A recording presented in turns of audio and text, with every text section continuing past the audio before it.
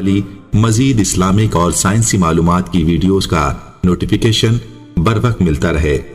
दोस्तों, मालूमात ट्यूब हमेशा से आप तक रोजमर्रा जिंदगी से मुंसलिक मुख्तलिफ मौज़ूआत के हवाले से आपको कुरान और हदीस और साइंस की रोशनी में मालूमात से आगाह करता रहा है। ये मालूमात न सिर्फ आपकी मालूमात में इजाफा करती हैं, बल्कि आपको इस्लामी तालीमात और बाज़ औक़ात साइंसी तहकीकात से भी रूशनास करवाती हैं।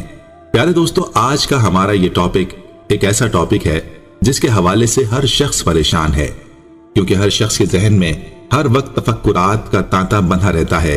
आज की इस वीडियो में आप जानेंगे कि इन वसवसों की क्या वजूहात हैं, हमारे आका सल्लल्लाहु अलैहि वसल्लम के इस हवाले से क्या इरशादात हैं और हम इन वसवसों से कैसे निजात हासिल कर सकते हैं।